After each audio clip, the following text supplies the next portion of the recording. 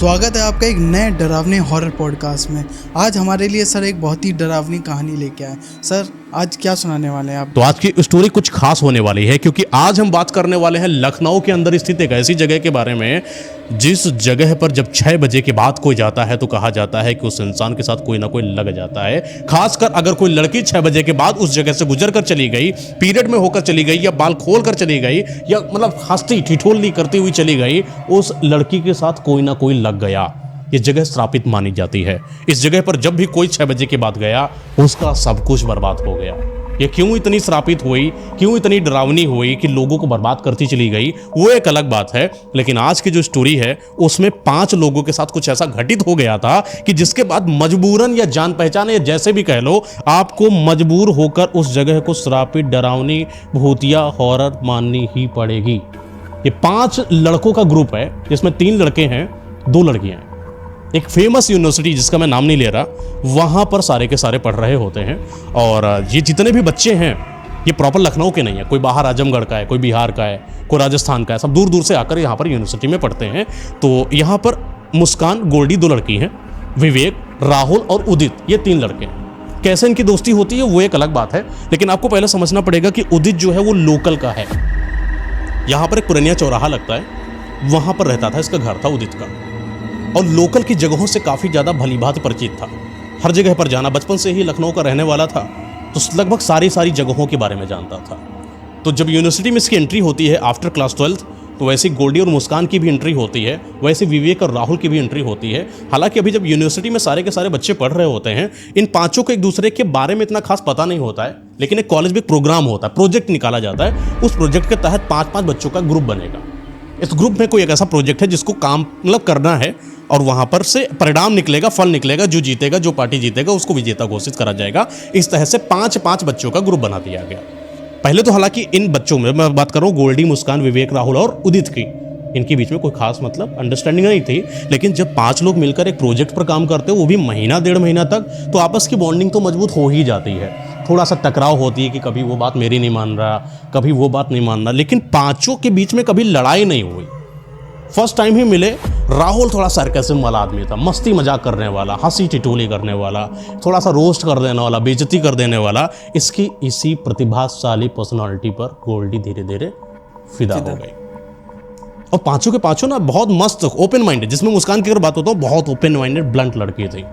भले ही वो दूर आजमगढ़ की थी, लेकिन आजमगढ़ और लखनऊ को इतना ज़्यादा वो घोलकर पी चुकी थी, ऐसा लगता था कि लखनऊ की ही प्रॉपर रहने वाली।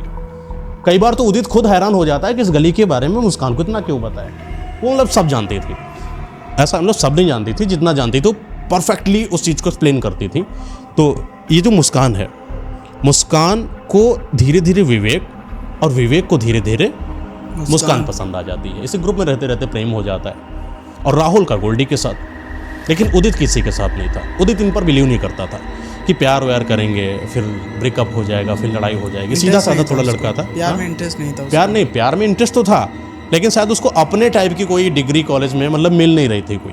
तो तब तक वो सिंगल रहेगा जब तक कि जो है उसको कोई अपने लायक नहीं मिल जाती। लेकिन वो दोस्तों के लिए बड़ा न्यौछावर रहता था, कोई ना कोई ऐसी एक्टिविटी करता जिससे कि दोनों कपल एक दूसरे के साथ मिल कर रहे, उनको पर्सनल टाइम दे देता था।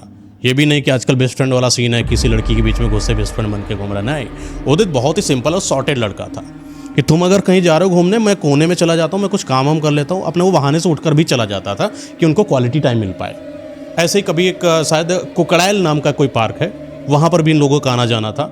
और ऐसे ही एक जॉगर्स पार्क है लखनऊ के अंदर ही, वहाँ पर भी सब लोग घूमते रहे। पहले के ज़माने में ऐसा कोई होटल वाला सीन नहीं था कि पर्सनल आप जाओ होटल में बैठ रहे हो, मौज कर रहे हो, एंजॉय कर रहे हो, रोमांस कर रहे हो, ऐसा कुछ नहीं। तो कभी कभी कोई पार्क में बैठ सकते हो, कभी टैक्सी में बैठे हो थोड़ा सा हाथ पकड़ के, यही रोमांस होता था। कभी आपस में स्कूल में देर तक बात कर रहे हो, वहीं कॉलेज में प्रोजेक्ट में होता है कि आपस में बातचीत की बॉन्डिंग बन जाती है। तो एक बार ऐसे उदित मतलब बोलता है कि हमारे पास एक जगह है रेजिडेंसी, कहते हैं कि बहुत अच्छी जगह है, शहीद स्मारक भी है, और चलो चलते सब लोग घूमने के लिए चलते हैं। अच्छा, ये जो चारों के चारों अभी तक जब तक कि यहाँ पर हैं तब तक रेजिडेंसी पार्क कभी नहीं आए थे, ना ही रेजिडेंसी पार्क के बारे में इनको कुछ पता था। हालांकि आपको बता दूं, रेजिडेंसी एक भूतिया पार्क है। ऐसा क्या हुआ था इसके साथ वो बात अलग है, लेकिन ऐसा माना जाता है कि अंग्रेजों की युद्ध के बाद कुछ भीषण लाशें यहाँ पर गिरी हुई थी, जिसके बाद कई सारी आत्माएं इसके आसपास रही। कई लोगों को कुछ ना कुछ ऐसा दिखा जिसके बाद लोगों ने इस प्लेस को हॉरर घोषित कर दिया। वहाँ पर लोग जाने से डरने लगे और कई बार तो ऐसे हादसे भी हुए। हालांकि एक और स्टोरी है, वो भी मैं आपको कभी सुनाऊंगा, कि जब कुछ लड़के थे, उन्होंने चैलेंज लगा दिया था कि मैं रेजिडेंसी वाले पार्क में ऐसा कुछ भी डरावना नहीं होता है, मैं रात में रुक कर दिखाऊंगा। फिर उनके साथ क्या हुआ था वो एक अलग स्टोरी कभी बताऊंगा। लेकिन आज की स्टोरी में इन लोगों को भी कुछ इसके बारे में पता नहीं था। लेकिन हालांकि इन्होंने चैलेंज तो नहीं किया था, ये रेजिडेंसी पार्क पहली बार घूमने गए। उदित भी शायद इसका फर्स्ट टाइम था, बाहर से तो देखा था लेकिन कभी रेजिडेंसी नहीं गया हुआ था।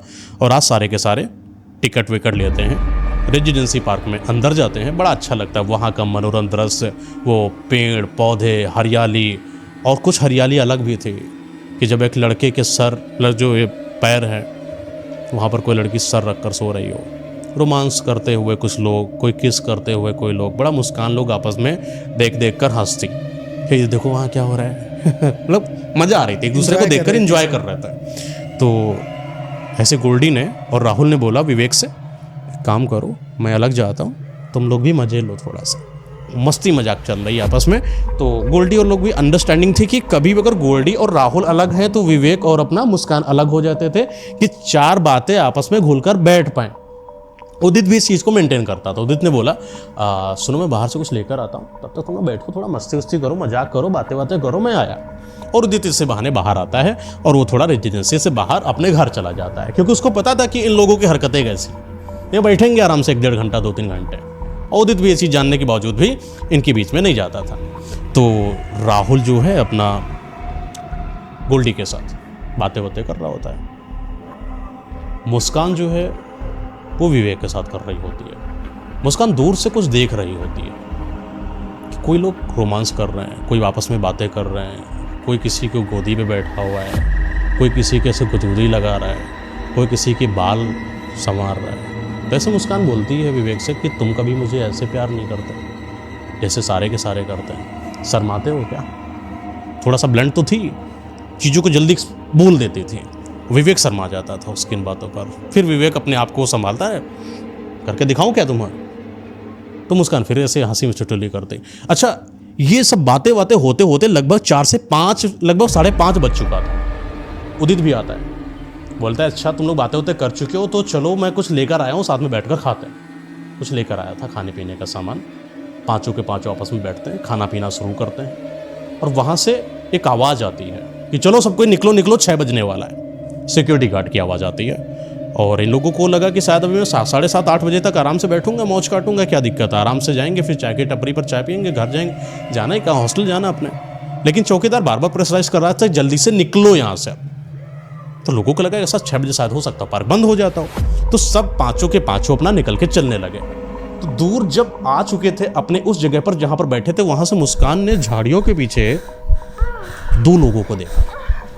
एक लड़का एक लड़की आपस में सेक्स कर रहे थे। तो मुस्कान ने देखा, बड़ा अचंभित महसूस हुआ कि इतने खुले पार्क में और ऐसे कैसे कोई कर सकता है। तो मुस्कान को देखकर थोड़ा सा तो अजीब सा लगा, लेकिन अच्छा भी लगा कि कुछ ऐसी प्लेसेस हैं रेजिडेंसी के अंदर जहाँ पर हम लोग भी बैठ सकते हैं। कोपचा के तलाश जो होती है उसको थी। ऐसे मुस्कान ऐसे हाथ मारती है उस विवेक के और बोलती देखो बगल में कुछ, बगल में। विवेक कहता क्या है? मतलब देखो वहाँ पर झाड़ी के पीछे कोई कुछ कर रहा है, रोमांस कर रहा है। विवेक कहता नहीं कुछ नहीं है। तो वहीं पर जो है ये अपना गोल्डी और राहुल भी थे, सब लोग चल ही रहे थे साथ में। उनसे बोला देखो वहाँ झाड़ी के पीछे कोई कुछ कर रहा है। ओपन माइंडेड तो थे ही सारे दोस्त। तो देखा वहाँ कोई नहीं।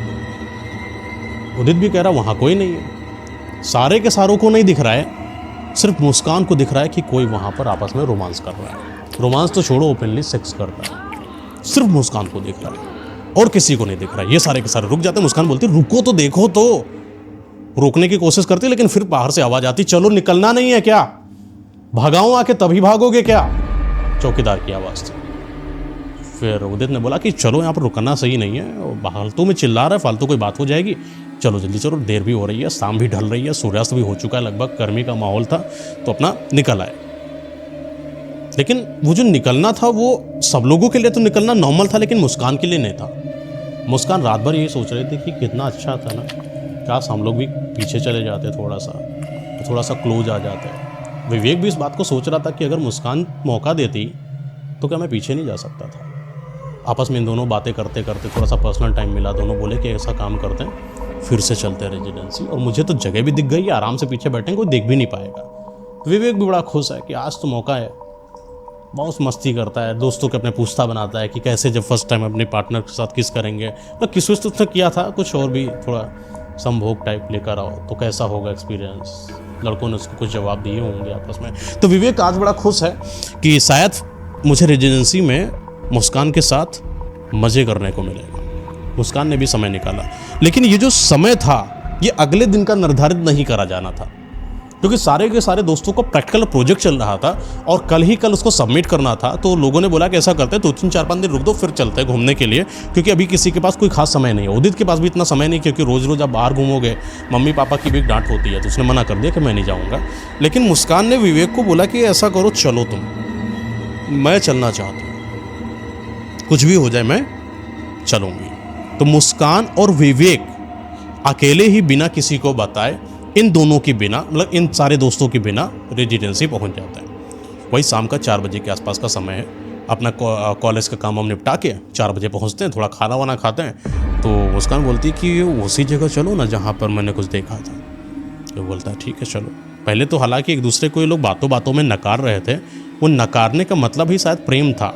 यूँ कहें कि खोलकर सामने से ना बातों को बोल पाना, लेकिन दबे लफ्जों में वही बोलना जो एक दूसरे की चाहत थी। विवेक और मुस्कान जो है जल्दी से झाड़ी के पीछे चले जाता है। मौका भी बहुत अच्छा लग रहा था। विवेक भी कह रहा था बड़ी अच्छी जगह ढूंढी तुमने, कोई देखता नहीं पा रहा है, झाड़ी बहुत घनी थी, वहाँ पे अगर कोई घुस जाए ना तो वापस कोई देख ही ना पाए, ऐसा कुछ लग रहा था। अगर कोई गौर से ना देखे तो कोई बाहरी इंसान नहीं देख सकता था, सच में इतनी घनी झाड़ी थी वहाँ पर। विवेक और मुस्कान आपस में क्लोज आए। अच्छा, विवेक और मुस्कान आज के पहले क्लोज तो आए थे, लेकिन इतना क्लोज कभी नहीं आए थे। हालांकि मुस्कान को विवेक का रवैया भी पता था कि जब वो टच करता था उसके टच करने का तरीका क्या था, लेकिन आज पता नहीं क्यों विवेक के अंदर वाइल्डनेस जागृत हो रही थी, जैसे कि वो अपने ही पार्टनर को अपने शरीर में बसा ले। कुछ ऐसा प्रेम, कुछ अजीब सा प्रेम जो मुस्कान देख पा रही थी विवेक के अंदर, बिल्कुल भी उसके लिए जाना पहचाना नहीं था। कुछ अनजान सा प्रेम, कुछ अनजान सा स्पर्श, जैसे कोई दूसरा छू रहा हो उसे। लेकिन ऐसा कैसे हो सकता है? पार्टनर तो विवेक ही है और विवेक ही छू रहा है। लेकिन विवेक को जब वो रोकने की कोशिश करती, विवेक रुकता नहीं। आज विवेक की आंखों में थोड़ा सा लालिमा थी, जैसे कि वो सिर्फ चाहत मुस्कान के प्रति इतनी भयावह रखे है कि आज मुस्कान को छोड़ेगा ही नहीं। मुस्कान ने समझाया कि विवेक क्या कर रहा हो, और फिर इतनी जल्दी से हम लोगों का इतना क्लोज आ जाना सही भी नहीं है। हम लोग शादी की बात करते हैं ना ऐसा, लेकिन विवेक मानने को तैयार नहीं था। विवेक हाथ लगा रहा था इधर उधर, मुस्कान रोक रही थी। धीरे धीरे समय बीतता जाता है और ज़्यादा विवेक के अंदर ये हवास का भोग कहो या जो भी प्रेम कहो उसके अंदर बढ़ता जाता है, और मुस्कान भी धीरे धीरे उसके प्यार में पागल होती होती ढलती चली जाती है। मुस्कान जब जब उसकी आंखों में बीच बीच में देखती, तब तब उसको उसके प्रति प्रेम दिखता और उसको अपनी तरफ खींचने का प्रेम दिखता। मुस्कान वो सब करती जा रही थी जो विवेक कर रहा था या जो चाहता था। समय बीतता जाता है। 4 बजे आए थे, 1-1.5 घंटा तो वैसे निकाल दिया था। 6 बजे का फिर आवाज़ होती है, खटपट खटपट की, खट खट खट, एक डंडी से आवाज़ आती है। चौकीदार निकल रहा होता है, बोलता है सब लोग निकलो जहाँ से हो, सब लोग चलो चलो चलो चलो चलो। हालांकि तो झाड़ी में दिखा नहीं था कि देख नहीं पाया, लेकिन मुस्कान ने कहा चलो चलो चलो चलो यहाँ से जल्दी से। वो कपड़े वपड़े पहनती है, विवेक भी कपड़े पहनता है और वहाँ से निकलने की कोशिश करते हैं। हालांकि इन लोगों ने संभोग नहीं करा था, रोमांस तक ही करा था। उसके बाद ये निकलते हैं, फिर अपने घर चले जाता है। लेकिन मुस्कान बार बार ऐसे विवेक से पूछ रही थी कि तुम आज पागल क्यों हो रहे थे इतना, ऐसा तो कभी नहीं देखा मैंने तुमको। प्रेम ज़्यादा जागृत हो गया क्या? बहुत प्रेम करते हो या कोई और बात है? तुम तो हमेशा मना करते थे कि जो है मतलब शादी के पहले सब नहीं करेंगे, लेकिन तुम ही आज पागल हो रहे थे। मेरे मना करने के बावजूद भी तुम मान नहीं रहे थे। प्यार नहीं बच्चा क्या? सिर्फ जिस्म से प्यार करते हो, मेरी आत्मा से नहीं क्या?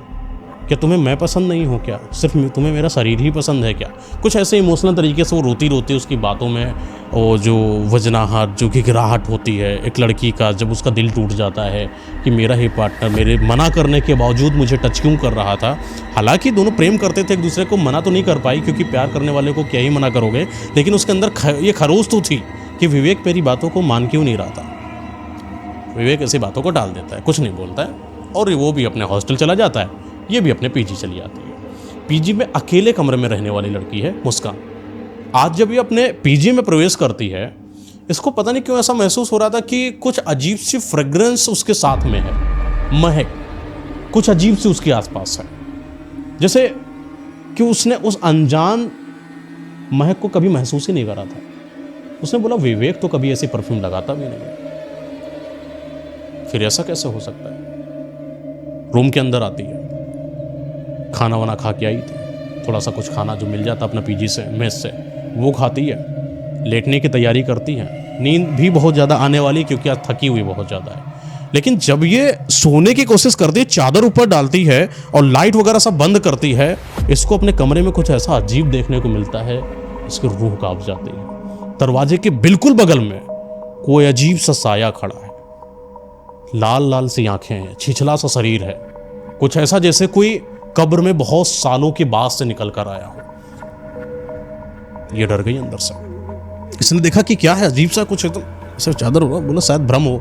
बहुत प्रेत कहानी तो इसने भी सुनी थी, लेकिन इतना महसूस नहीं था कि कोई सामने ही होगा। उसने बोला शायद मेरा भ्रम हो। ऐसे चादर हटाया, देखा फिर कोई नहीं, फिर ऐसे सोने की कोशिश करी, फिर ऐसे बगल में, जैसे ही इसने बगल में देखा और झम से आंखें खोला, कोई ना कोई इसके सामने बगल में लेटा इसके।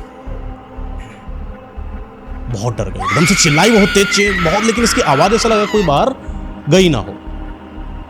उसने इसके मुंह पर हाथ रखा उस काले से साये ने और बोला कि तुम चिल्लाओ नहीं, आज तुम बहुत अच्छी लग रही थी। वो भी थोड़ा शर्मा के बोल रहा था कि आज तुम बड़ी अच्छी लग रही थी, आज हम दोनों ने जो साथ में किया कितना मजा आया ना मुस्कान के साथ। तुम विवेक था, लेकिन ये कैसे कोई हो सकता है। मुस्कान बोली पागल हो क्या, कौन है यहाँ पर, तुम हो कौन, तुम हो कौन। चिल्ला रही, रो रही, उसको तो सुध ही नहीं कि हो क्या रहा है यहाँ पर।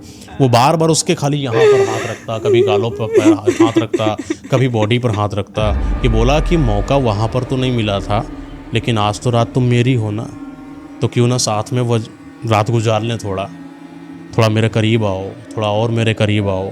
वो बार बार उसके करीब जाने की कोशिश करता और ये चीज़ महसूस हो रहा था पूर्णतया मुस्कान को कि उसके साथ कुछ हो रहा है। चादर हट जाता है, कपड़ा धीरे धीरे कोई उतार देता है और उसके साथ कोई ना कोई कुछ गलत, वो जो रेप जैसी कंडीशन कह लो या बलात्कार कह लो, कोई कर रहा है।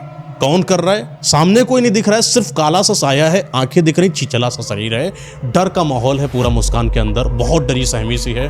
वो जब भी हाथ मारती तो ऐसे हाथ तो चला जाता, लेकिन वो बॉडी के ऊपर अंदर से प्रवेश कर जाता है, जैसे मतलब कोई रोक ही ना रहा हो। आदमी हो तो आप रोक दो, लेकिन कोई हवा जैसी हो, ऐसे मारो तो फिर हाथ चला जाता, लेकिन वो टच जैसा महसूस नहीं होता। लेकिन जब वो ऐसे हाथ रखता तो मुस्कान को महसूस होता अंदर से। आज रात उसकी बहुत ही भीषण गई हुई थी। रात का वही 5 या 6 बजे का समय भी गुजरता है, सूर्यास्त वही ब्रह्म मुहूर्त का समय होता है। उसके पहले ही वो साया बोलता है, तुम मेरी हो, तुम किसी और की हो नहीं सकती हो, तुम जब तक रहोगी सिर्फ मेरी बनकर रहना। उस तरीके से वो बोलता है जैसे एक बदतमीज आशिक नहीं होता है कि किसी लड़की को मारे और ज़बरदस्ती उससे ये बोले कि तुम्हें कोई टच नहीं कर सकता, अगर तुम्हें किसी ने टच किया या तो मैं तुम्हें मार दूंगा या तो उसे मार दूंगा। सेम कुछ उसके भी ऐसे लफ्ज़ात थे कि तुम मुझे बेहद पसंद हो और मुझे बिल्कुल भी नहीं पसंद है कि कोई तुम्हारे साथ चले। आज तुम किसी लड़की के साथ, लड़के के साथ आई थी, कल से मत आना, वरना याद रखना कि मैं उसे मार दूंगा। आज की रात बड़ी हसीन थी, तुम्हारे साथ बिताए हुए पल मुझे याद रहेंगे और आशा करता हूँ कि तुम्हें भी मेरे पल याद रहेंगे। लेकिन ये मत सोचना कि मैं तुम्हें छोड़कर चला जाऊंगा। इस दुनिया में पहली बार किसी पर मेरी नज़र पड़ी है और जब मेरी नज़र पड़ी है तुम्हारे ऊपर तो तुम मेरी होकर ही रहोगी। ये वादा है मेरा तुमसे, तुम मेरी हो और मैं तुम्हारा हूँ। तुम्हें जीवन में कभी साथ नहीं छोड़ूंगा और मैं तुमको ये भी बोलना चाहता हूँ कि तुम भी मेरा साथ मत छोड़ना और आज के बाद किसी लड़के के साथ घूमती हुई मत दिखाई पड़ना और हर शाम मेरे पास रोज़ मिलने आना। ऐसा बोलता है और वो उसको छोड़कर चला जाता है। मुस्कान ऐसी डरी सहमी सी, आंखों से आंसू निकल रहे हैं क्योंकि उसके साथ किसी ने कुछ गलत किया था। जिसको उसने प्रेम किया विवेक को, वो उसने आज तक मुस्कान को टच नहीं करा था। जब भी वो टच करता था उस तरीके से तो मुस्कान उसको मना कर देती थी। वो बोलती थी कि शादी के बाद सब कुछ करेंगे, लेकिन आज कोई एक अनजान शक्ति उसके पास आती है जिसको वो पहचानती भी नहीं है, उसके साथ वो सब कुछ करके चली गई जिसका हक सिर्फ विवेक का था। बड़ी डरी सहमी से, लेकिन उसके अंदर जो प्रभाव था उस काली साया का, वो घर कर गया था। वो पूरे रात का मंजर उसको भयभीत कर रहा था। भले ही सुबह दुनिया वालों के लिए हुई थी, हर कोई जाग रहा था, लेकिन आज इसका जीवन का कुछ नया ही उदय हुआ था। कुछ अजीब सा, जैसे इसने अपनी आत्मा को खो दिया हो, जैसे इसने अपने आप को ही मार दिया हो, जैसे कि मात्र एक जिंदा लाश हो, सिर्फ ये किसी और के इशारे पर जीवित है। सुबह होती है, बाहर आती है, छिछले छिछले शरीर में तैयार होने की कोशिश करती है, यूनिवर्सिटी नहीं जाती है। आज पूरे दिन घर पर ही रहती है। शाम का समय होता है, क्योंकि सारे के सारे दोस्त जो है यूनिवर्सिटी आ चुके हैं और सबको मतलब तलाश है कि मुस्कान आज क्यों नहीं है। पता नहीं, हो सकता हो कि कोई बात हो। को बोलता है राहुल विवेक से, क्या बात है, कोई लड़ाई वड़ाई हो गई क्या? क्योंकि लड़ाई अक्सर चला करती थी, बीच में लड़ाई हो जाती, तो लड़ाई के चक्कर में ना कभी मुस्कान घर पे बैठ जाती, कभी कभी तो आजमगढ़ भाग जाती थी एक एक दो दिन के लिए, फिर वापस आ जाती थी। तो लड़ाई की ब्रेकअप पैचअप वगैरह चला करता था, सिर्फ प्यार में, दोस्ती वाला कोई सीन नहीं कि आपस में बातें करते थे। तो जब राहुल ने विवेक से पूछा, विवेक ने बोला नहीं यार हमारी तो ऐसी कोई बात नहीं हुई थी, अच्छे से हम लोग पार गए थे रेजिडेंसी, और उसके बाद जब निकले तो आइसक्रीम खाते खाते आराम से घर गए। हालांकि हमसे गुस्सा थी थोड़ा, लेकिन इतना भी गुस्सा नहीं थे कि वो आ जाए ना। तो बोले हो सकता है कोई बात हो।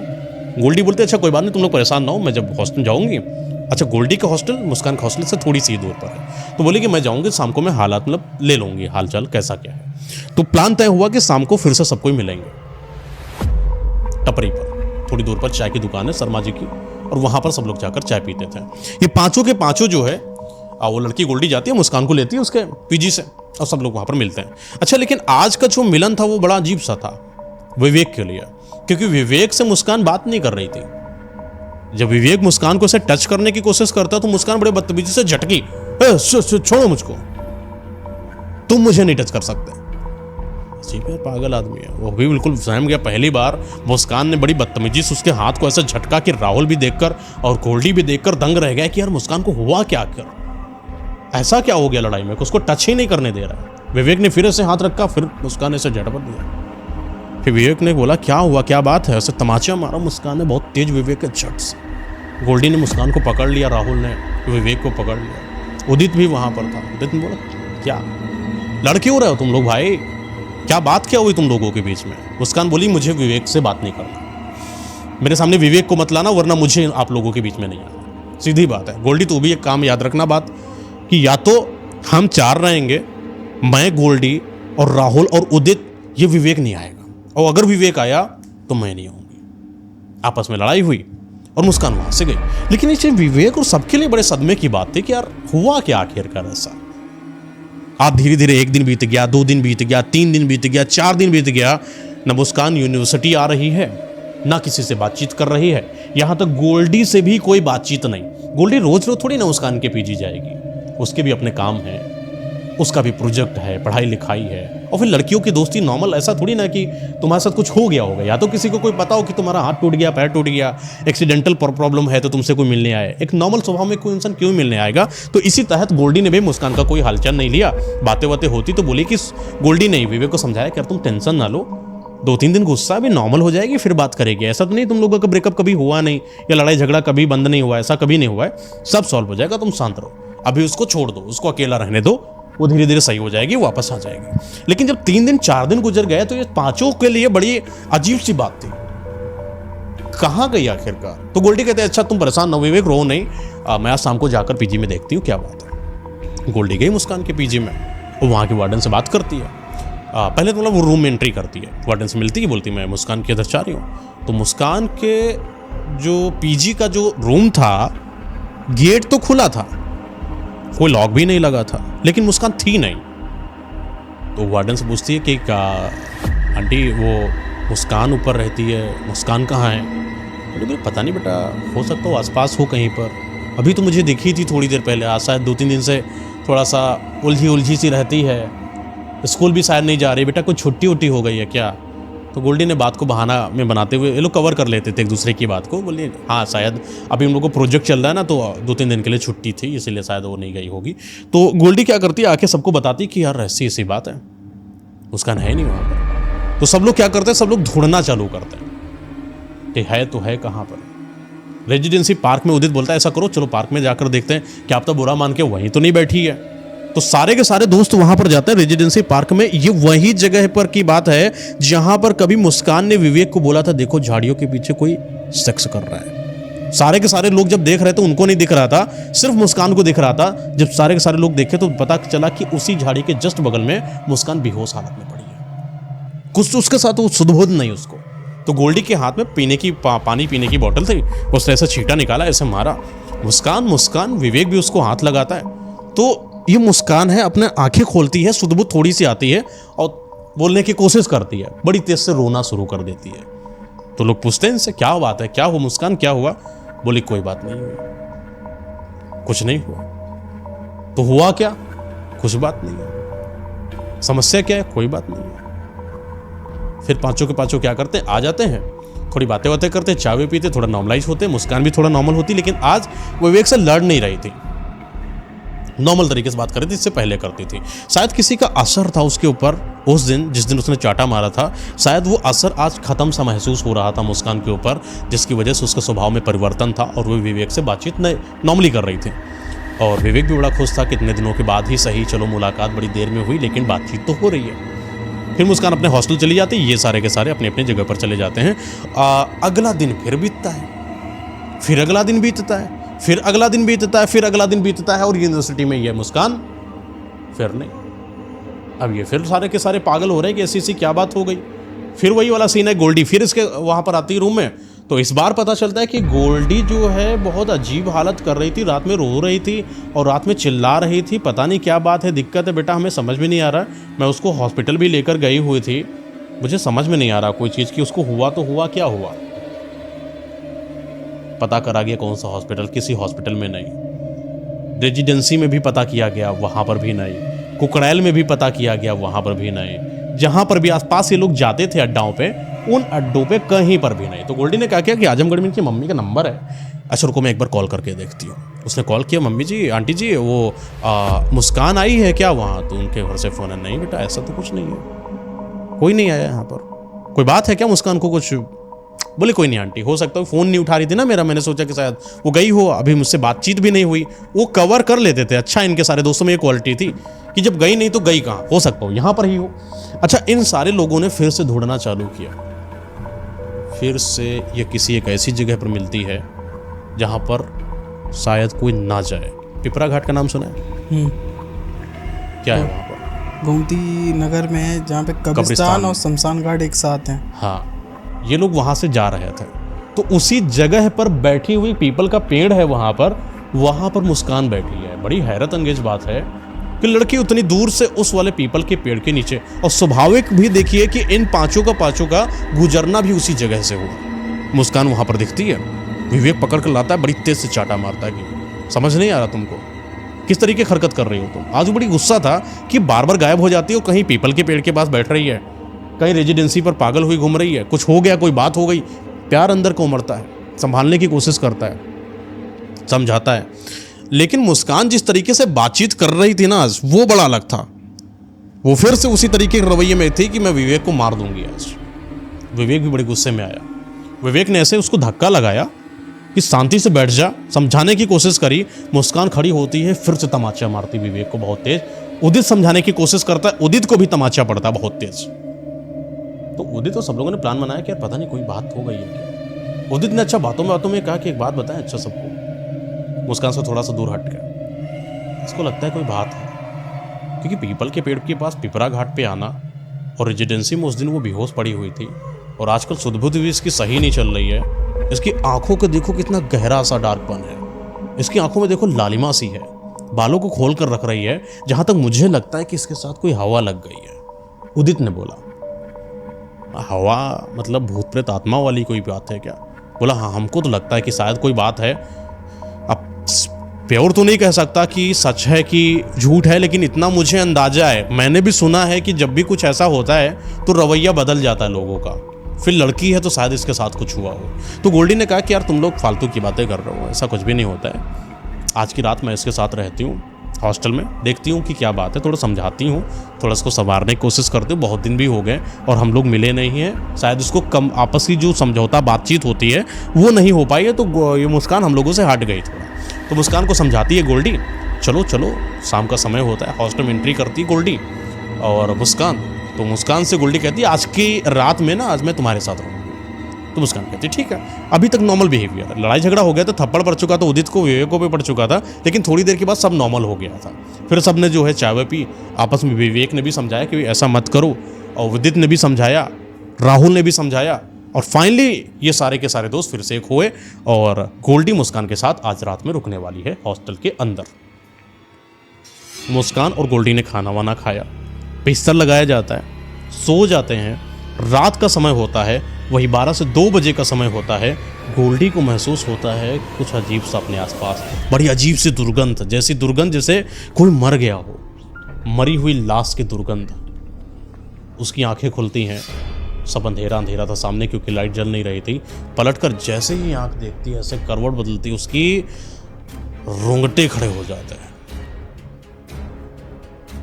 मुस्कान हवा में, कोई शक्ति अपने हाथों से उसको गोद में लिए हुए है और जैसे उसको पटक पटक कर दीवार की छत पर लड़ा रही हो।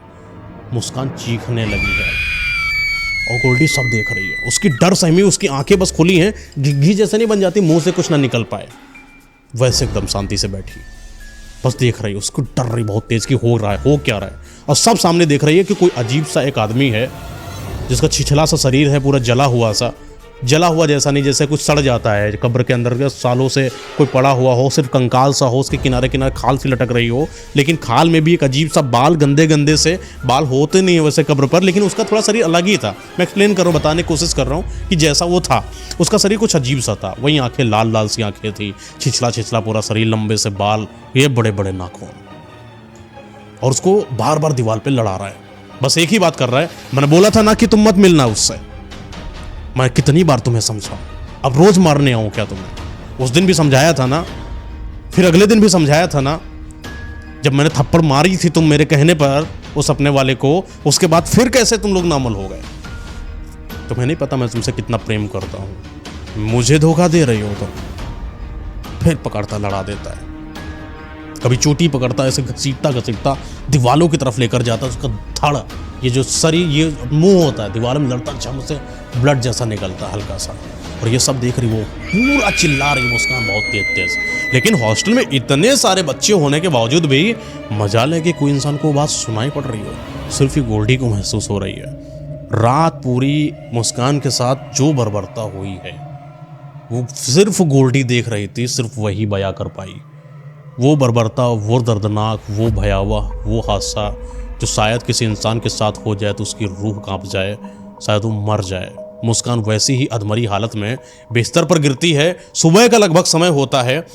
जैसे तैसे गोल्डी अपने आप को संभालती है, दबे पैरों से दरवाजा खोलती है, झम से बाहर जाती है, हॉस्टल के तुरंत बाहर। आज उसके पैर ही नहीं लगे, छट जीने से उतरते वो बाहर आ जाती है और तुरंत जाकर मिलती है सब लोगों से, उदित और लोगों को कनेक्शन बनाती है, बात करती है और सबको सब कुछ बताती है कि ऐसी बात हुई थी। पहली बात तो किसी ने कुछ बिलीव नहीं करा, लेकिन बिलीव हो भी जाना जरूरी है क्योंकि हादसा ही कुछ ऐसा था। सारे के सारे लोग हॉस्टल के बाहर खड़े हैं। वार्डन को बोला जाता है कि मुझे अलाउ करिए उस रूम में जाने के लिए, हम लोग दोस्त हैं। वार्डन पहले तो अलाउ नहीं करती है। वार्डन कहते हैं ऐसा क्या हुआ था, गोल्डी ने भी उस चीज़ को एक्सप्लेन करा कि क्या हुआ था।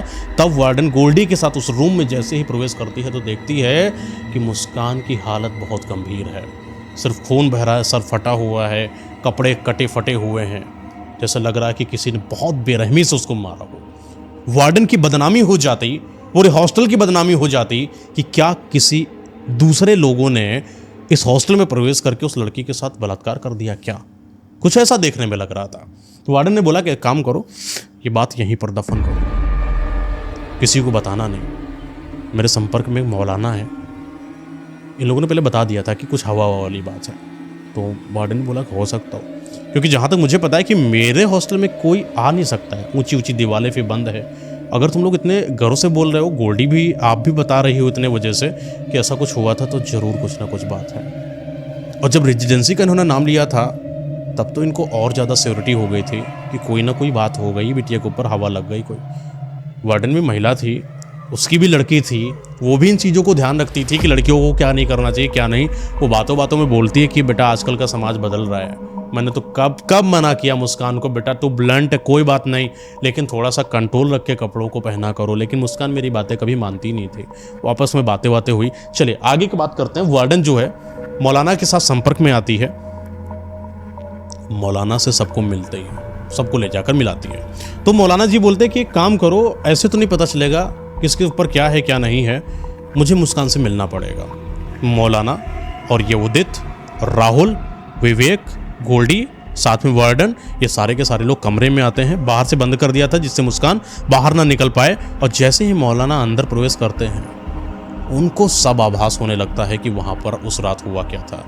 लेकिन जो हुआ था वो कैसे हुआ था, जिसका खात्मा करना है, वो बड़ा अजीब सा था। क्योंकि ऐसे अब ख़त्म नहीं कर सकते हो।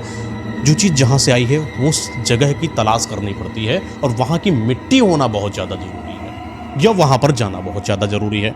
मौलाना ने एक काम किया कि ऐसा एक काम करो, ऐसे तो मैं पता नहीं कर सकता कि चीज़ कहाँ से आई है तो कोई चीज़, कुछ बड़ा बुरा है इसके साथ, जो बहुत दिनों से अपनी इच्छाओं को जागृत नहीं कर पाया था, इस बच्ची के साथ सब कुछ करा है उस आत्मा ने। तो उसने बोला कि मौलाना ने एक ऐसे जेब से कुछ निकाला, ताबीज़ सा काला काला कपड़े में लिपटा हुआ था, और निकाल के बोला गोल्डी से, बेटा इसको कोई ले लो। तो उसमें से विवेक ही आगे हाथ बढ़ाया, हाथ में दिया कि इसको लेकर जाना, जहाँ जहाँ तुम लोग जाते हो वहाँ पर लेकर जाना, और जैसे ही ये ताबीज़ तुम्हारे हाथों में भारी होने लग जाए ना, समझ जाना कि यहीं पर दिक्कत थी। तो सारे लोग दोस्त जितने हैं सब दौड़ दौड़ के जहाँ जहाँ पर जाते थे वहाँ पर हाथ लेकर जाने लगे, के टपरी पर, दुकान पर, स्कूल में, यूनिवर्सिटी में, या जहाँ भी गए, जितने लोगों के यहाँ, जितने थोड़े से होता है ना कि रेस्टोरेंट वगैरह, वहाँ गए, लेकिन कहीं हाथ में वो वारी नहीं हो रही थी। तो उदित ने कहा यार एक चीज़ तो छूटी गई, रेजिडेंसी चलो। 5 बजे का समय, दौड़ते दौड़ते ये लोग वहाँ पर रेजिडेंसी पहुँचते हैं, और वो उस जगह पर पहुँचते जहाँ पर वो बेहोश मिली थी, या उस जगह पर पहुँचते जहाँ पर मुस्कान ने बोला था ना कि वहाँ पर कोई संभोग कर रहा है। और जैसे पहुँचते हैं, उसके विवेक के हाथों में वो ताबीज़ भारी होना शुरू हो जाता है। उदित समझ गया कि यहीं पर से दिक्कत है। गोल्डी भी देखती है कि भारी हो रहा है, सब देखते हैं, और सब वापस उसको बंद करते हैं। तुरंत भागते भागते मौलाना के पास आते हैं। शाम 5 बजे की बात है, 5:30 बजे तक ये मौलाना के पास पहुंच जाते हैं। मौलाना जी को सारी बातें बताते हैं। तो मौलाना जी ये काम करते हैं कि चलो जल्दी, देर मत करो, तुरंत चलो यहाँ से। बस मौलाना जी को इसको लेकर जाना था, किसको, मुस्कान को अपने साथ। लेकिन मौलाना जी पहले उस जगह का विवरण लेना चाहते थे कि वहाँ पर असल में असली चीज़ क्या है, जो चीज़ों के लिए हमें यंत्र लेकर जाना पड़ेगा। तो मौलाना जी उस सारे लोगों के साथ पहुँच जाते हैं रेजिडेंसी के अंदर, और उसी जगह पर मौलाना जी कुछ अपना हाथों में लेते हैं, ऐसे पानी सा होता है, ऐसे छिड़कते हैं। उनको समझ में आ जाता है कि यहाँ पर किसी की कब्र गड़ी है, मुझे इस कब्र को खोदना पड़ेगा, तब उसके ऊपर एक क्रिया करनी पड़ेगी, जिस क्रिया के बाद ही मैं इस आत्मा को मुस्कान के ऊपर से हटा पाऊंगा। लेकिन 6 बज गया। वही वाली बात है कि चौकीदार की आवाज़ है, निकलो निकलो सब लोग, निकलो निकलो। निकला कैसे जाए, यहाँ तो जिंदगी और मौत का खेल है। मौलाना और ये चारों दोस्त आते हैं, चौकीदार से बातचीत करते हैं, पूरी कहानी बताते हैं शुरू से लगाकर आखिरी तक हुआ क्या। तो चौकीदार कहता है इसमें कोई नई थोड़ी बता रहे हो, जब पता है कि यहाँ पर कुछ हो जाता है तो तुम लोगों को गलती करनी नहीं चाहिए। खुले बाल आना, परफ्यूम लगा कर आना, शाम 6 बजे के बाद क्यों मना करता हूं मैं? कारण भी यही है ना मौलाना साहब, आप तो बड़े हैं, आपको तो समझ होनी ही चाहिए कि शाम 6 बजे के बाद मैं किस तरीके से इजाज़त दे दूं। माना कि आप तो सिद्धियों को जानते हैं, थोड़ा सा कुरान के बारे में समझदारी रखते हैं, आपके पास तो कुछ, आप पाक आदमी, आपके पास कुछ चीज़ें हैं, लेकिन इन 4 बच्चे हैं, इनके साथ मैं गलत कैसे करने दूँ? शाम का 6 बज गया मौलाना जी, आप देरी ना करें। बच्चों के साथ कुछ हो गया तो इसका जिम्मेदार कौन होगा? मैं नहीं जिम्मेदार होना चाहता, आप लोग अभी निकलिए, हमारे ऊपर प्रेशर है। 6 बजे के बाद मैं यहाँ पर किसी को रहने नहीं दे सकता। मौलाना जी ने बताया कि मुझे यहाँ पर प्रक्रिया करना है। बोला प्रक्रिया सब बाद में करना, दिन में करना। तो मौलाना ने कहा कि रात में होती प्रक्रिया, दिन में नहीं हो पाती, आप समझो बात को। लेकिन चौकीदार ने एक बात नहीं सुनी, सीधा सा स्टेटमेंट, यहाँ से निकलो, बस बहुत हुआ, बहुत आपकी बातें सुन ले, अब निकलो। सारे लोग बाहर आए, रेजिडेंसी के बाहर आकर आपस में बातचीत करते हैं कि अब करा जाए तो करा जाए, क्या करा जाए। तो मौलाना कहता है कि यार देखो, सम्मानित वाली बात है, और मैं भी यहाँ का लोकल आदमी हूँ, मैं पंगे नहीं ले सकता वरना मेरी बदनामी हो सकती है। और फिर जो चीज़ मना है वो सच में मना है, गलत गलत होता है, सही सही होता है। मैं तो नहीं जा सकता, लेकिन बच्चों अगर तुम लोग चाहो तो एक रिस्क ले सकते हो। विवेक बोला कैसा रिस्क? रात के 12 बजे के बाद ही प्रक्रिया होनी है, और कैसे भी करके तुमको उस जगह पर मुस्कान को लेकर जाना है। मैं तुमको ये पानी दे रहा हूँ जो जमजम का पानी है, जल है, इसको एक गोला बनाना, बीच में मुस्कान को बिठाना और थोड़ी दूर पर छुप जाना, और मैं एक ताबीज़ तुम्हें दिए दे रहा हूँ, कोई भी लोग मुस्कान के यहाँ पर टच कर देना, उसको रख देना तो स्थिर क्षुब्ध हो जाएगी, मतलब वहाँ पर जम जाएगी मुस्कान, जिससे वो हट नहीं पाएगी।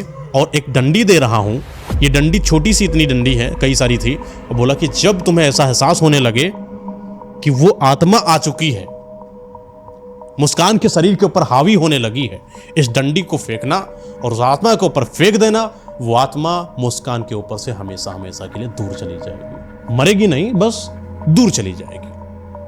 लेकिन उसने बोला कि हम लोग पहचानेंगे कैसे? बोला बहुत सही जवाब है, एक काला सा धागा दिया मौलाना ने सब लोगों को, 4 लोगों, इसको लो पहनो, और इसके पहनने, ये तब तक मत पहनना जब तक तुम प्रवेश करो, जब तुम्हें ऐसा हलचल महसूस होने लगे कि कोई है आसपास, तब इसको पहन लेना, क्योंकि ये दृश्य माला है। ये दृश्य माला जो होती है सिर्फ 5 से 10 मिनट के लिए ही काम करती है, और आपको वो भी चीज़ें एहसास दिला देगी जो असल में वहाँ पर है। आत्माओं को एक नॉर्मल आदमी नहीं दे सकता, लेकिन अगर वो धागा पहने हो तो आप आत्माओं को देख सकते हो आसपास की। उसने बोला कि हम लोग पहले क्यों नहीं पहन सकते? मौलाना जी बोला कि पहले अगर पहन लेते हो, पहली बार 10 मिनट का ही, 5 से 10 मिनट का समय है, ऊपर से कई सारी आत्माओं को देखकर तुम भयभीत हो सकते हो, शायद तुम जाने से डरने लगो, क्योंकि जब तक तुम नहीं देखते हो तब तक तुम्हारे अंदर डर नहीं होता है, जैसे तुम देख लेते हो डर पैदा हो जाता है। लेकिन मैं साथ में जाऊंगा नहीं अंदर। तो सब लोगों ने बोला चलो ठीक है, एक काम करते हैं, मुस्कान को भी बनाया गया, मुस्कान अभी अच्छी हालत में, कोई दिक्कत नहीं है, उसके ऊपर कोई साया वाया भी नहीं है।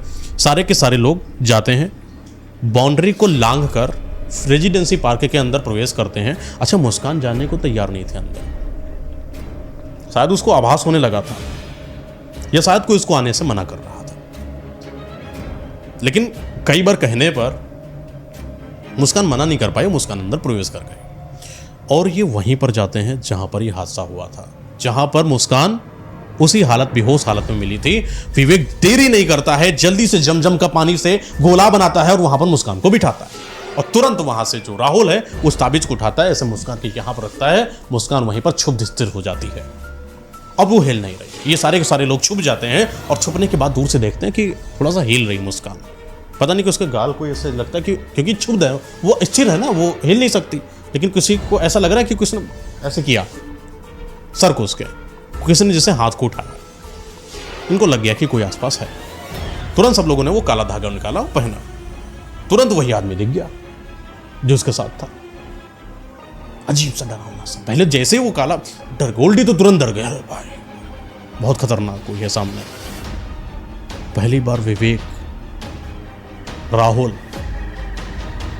उदित, इन सब ने किसी आत्मा को अपने आंखों के सामने देखा था, बहुत डरावनी थी, ऐसा उसको बहुत छिछला सा शरीर, बहुत दुर्गंध आ रही थी।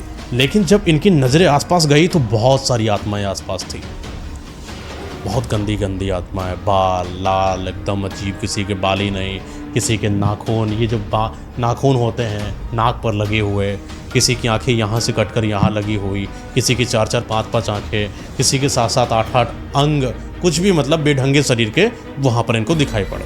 लेकिन मौलाना के कहे अनुसार कई सारी आत्माएं आपको दिखेंगी, भ्रमित नहीं होना है, अपनी मुस्कान को बचाना है। जल्दी से वो गोल्डी ने वो जो छोटी छोटी सी डंडियां दी थी उठाकर फेंका, किसके ऊपर? आत्मा के ऊपर, और आत्मा ने मुस्कान को वहीं पर छोड़ दिया। अब मुस्कान नॉर्मल हो गई है, और वो आत्मा हमेशा हमेशा के लिए छोड़कर मुस्कान से दूर हो गई। लेकिन ऐसा नहीं था, क्योंकि गोल्डी ने फेंका था। अब मौलाना ने एक गलती बस कर दी यहाँ पर, उन्होंने ये नहीं निश्चित करा कि फेंकना किसको है, वो फेंकना किसी लड़की के द्वारा नहीं होना चाहिए था, लेकिन यहां पर गलती हो चुकी है। ये उदित फेंकता तो ज्यादा सही रहता, लेकिन गोल्डी ने क्यों फेंक दिया है, तो वो जो आत्मा है वो गोल्डी के ऊपर आ चुकी है। लेकिन इन सारे दोस्तों को पता ही नहीं ऐसा भी कुछ होता है, ऐसा भी कुछ हो गया होगा।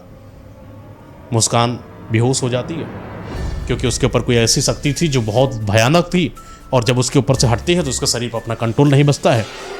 सारे के सारे लोग बाहर आते हैं, बड़ा खुश होते हैं कि आज मैंने किसी एक आत्मा से अपनी वाली को बचा लिया, एक दोस्त हमारी बच गई। सब लोग आए, रात में आज सब लोग एक साथ रहे, कोई नहीं गया हॉस्टल वॉस्टल, सब बाहर ही अपना रहे, सब बातें करते रहे कि कैसे मुस्कान के साथ ऐसा हुआ, वो पुरानी बातें सब करा, किस तरीके से भूत प्रेत आत्मा, किस तरीके से मुस्कान ने भी अपने बारे में बताया, गोल्डी ने भी एक दूसरे को बताया। बड़े खुश हुए, विजयी जैसे नहीं मिल जाता किसी को कि बहुत अच्छा हुआ हम लोगों ने एक जंग जीत ली। बहुत अपने पर प्राउड भी फील कर रहे थे और साथ में ये भी महसूस कर रहे थे कि हाँ सच में भूत प्रेत आत्माएँ होती हैं, कभी भी किसी को चैलेंज नहीं करना चाहिए। सब लोग अलग अलग सुबह उठते हैं, रात में नींद आना शुरू हो जाती है लेकिन सोते नहीं है, लेकिन खुशी है ना दिल के अंदर कि मैंने अपने प्रेम को पा लिया या मैंने अपने दोस्त को बचा लिया। सब लोग यूनिवर्सिटी जाते हैं, आराम से पढ़ते लिखते हैं, काम वाम करते हैं, शाम को आते हैं, फिर वही वाला अपना शेड्यूल है कि हॉस्टल में जाएंगे। लेकिन आज जब गोल्डी हॉस्टल में गई है, सो रही है, तो गोल्डी के पास बगल में कोई लेटा है, सेम वही आदमी जो मुस्कान के साथ था। गोल्डी जैसे ही पलट कर देखती है, उसकी रूह कांप जाती है कि ये क्या हुआ, और गोल्डी तुरंत दौड़कर भागने की कोशिश करती है। दरवाजा खुले थे, बंद पूरे तय नहीं थे, तो धूप से आवाज आती, दरवाजा पूरा बंद हो जाता है। सेम वही हरकत गोल्डी के साथ होती है, रेप कर रहा होता है कोई गोल्डी के साथ।